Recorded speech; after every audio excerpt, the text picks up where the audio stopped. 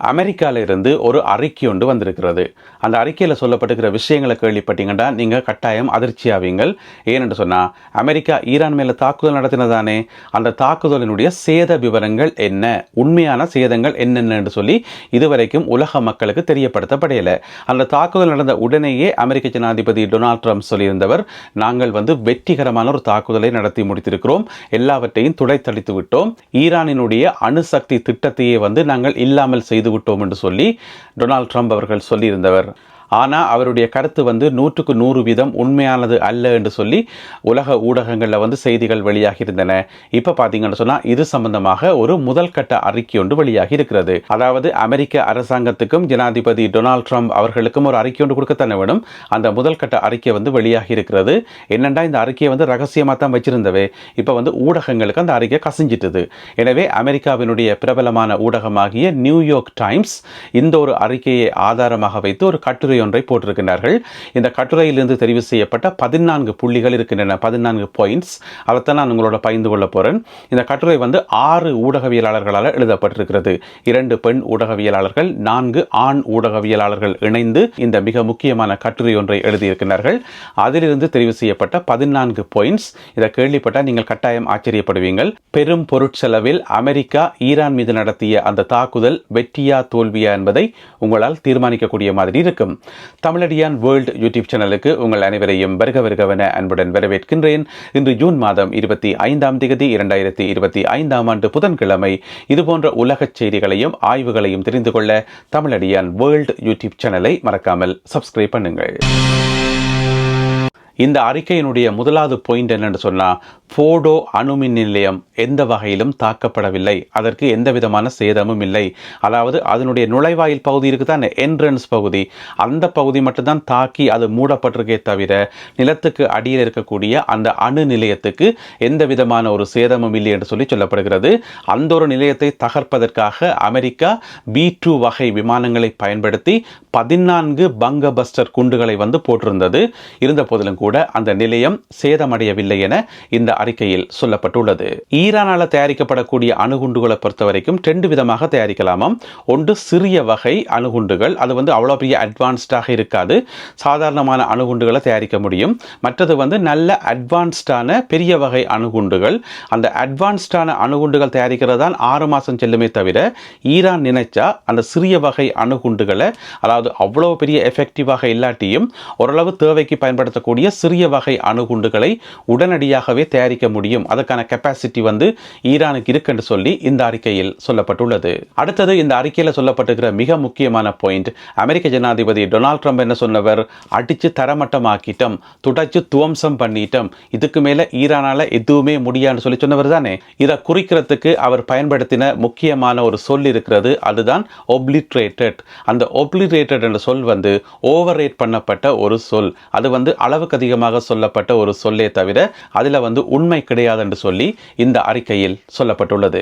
அடுத்த மிக முக்கியமான விஷயம், அமெரிக்காவில் இருக்கிற காங்கிரஸ், அதாவது பாராளுமன்றம். உங்களுக்கு தெரியும், அமெரிக்க அரசாங்கம் எந்த ஒரு நடவடிக்கையை மேற்கொண்டாலும் அது பாராளுமன்றத்தில் சொல்லத்தானே வேணும், அங்கே இருக்கக்கூடிய செனட்டர்ஸுக்கு சொல்லத்தானே வேணும். அப்ப நேற்று செவ்வாய்க்கிழமை அதை காங்கிரஸ்ல வச்சு சொல்றதுக்கு இருந்ததாம். ஆனா எதிர்பாராத விதமாக அதை போஸ்ட்போன் பண்ணியிருக்கிறோம், அதாவது பிட் போட்டிருக்கிறோம் நாளை வியாழக்கிழமை வரை.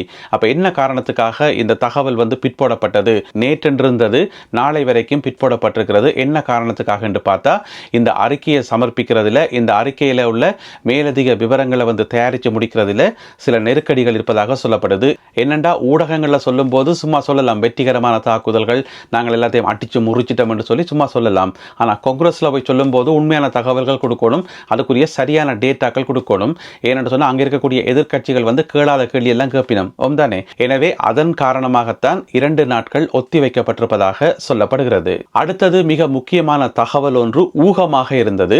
அந்த ஊகமான தகவலை இந்த அறிக்கை உண்மை என்று சொல்லி உறுதிப்படுத்தி இருக்கிறது. எப்படி என்று சொன்னா, ஈரான் இந்த தாக்குதல் நடப்பதற்கு முதல் அங்க என்ரிச் செய்யப்பட்ட யுரேனியத்தை, அதாவது செறிவூட்டப்பட்ட யுரேனியத்தை வேறொரு ரகசிய இடத்துக்கு மாற்றிவிட்டது என்று சொல்லி, அது உண்மையாக இருக்கலாம் என்று சொல்லி இந்த அறிக்கையில் சொல்லப்பட்டிருக்கிறது.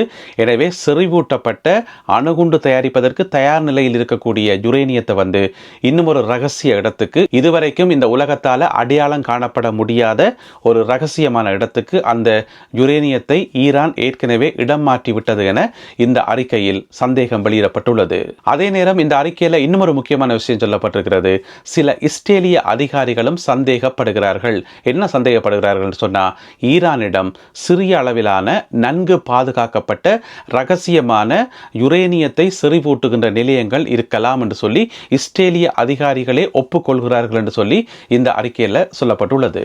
அடுத்தது டிஃபென்ஸ் இன்டெலிஜென்ஸ் ஏஜென்சிஸ், அதாவது பாதுகாப்பு சம்பந்தமான புலனாய்வு அமைப்புகள், அவர்கள் ஒரு விஷயத்தை ஒப்புக்கொண்டிருக்கிறார்கள். என்னென்று சொன்னால், இப்பவும் அந்த நியூக்ளியர் பவர்ன்றது, அதாவது அணு உற்பத்தி சக்தி ஈரானுடைய கையில் தான் இருக்குது. அது அவர்களுடைய கையை விட்டு போகல. அவர்கள் நினைச்சா இப்பவும் உடனடியாக அணுகுண்ட உற்பத்தி செய்ய முடியும்.